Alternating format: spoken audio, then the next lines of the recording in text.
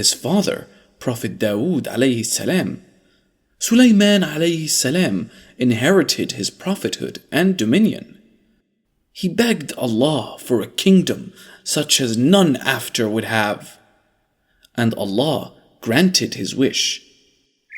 Besides wisdom, Allah had blessed Sulaiman alayhi salam with many abilities. He could command the winds. He could understand and talk to birds and animals. One day, the Prophet gathered his army, which had different battalions of men, jinns, birds, and animals. He marched them to the country of As-salamu.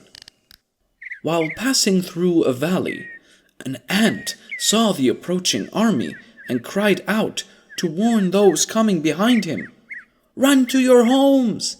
Otherwise, unaware Sulaiman and his army might crush you." When the Prophet heard the cry of the ant, he smiled. He was glad that the ant knew him to be a prophet who would not intentionally harm Allah's creation. He thanked Allah for saving the ants' lives.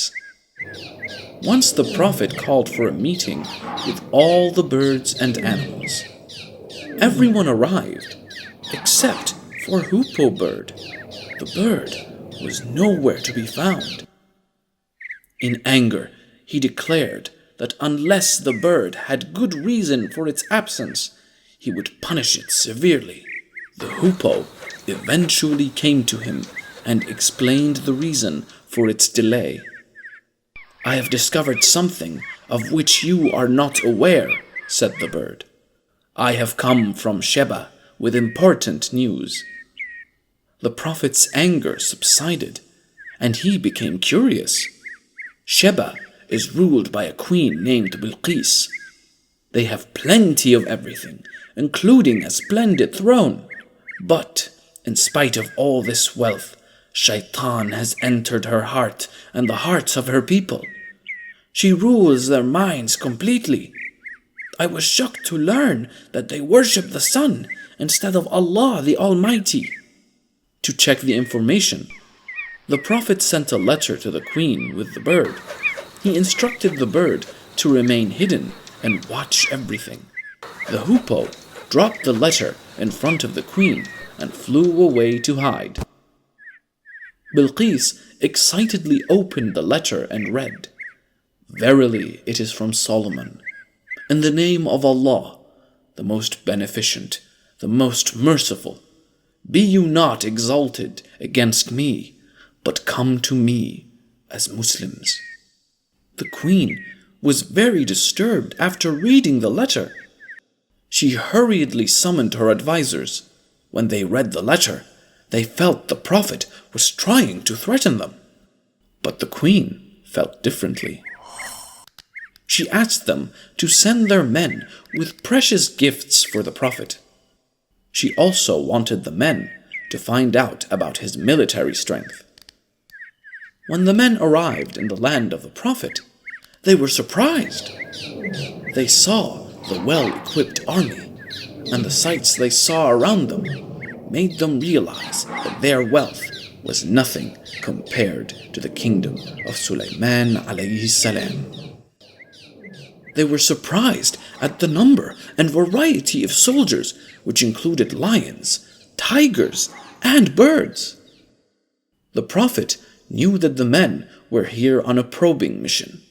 When the messengers presented their queen's precious gifts, they were shocked by the Prophet's reactions. He did not even ask to open the covers of containers. He told them, "Allah has given me plenty of wealth, a large kingdom, and prophethood. I am therefore beyond bribery. My only objective is to spread the belief in Tawheed, the oneness of Allah."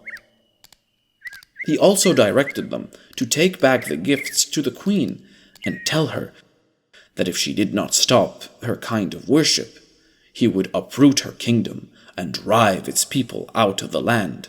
The queen's envoys returned the gifts to the queen and delivered the message. They also told her of the wonderful things they had seen.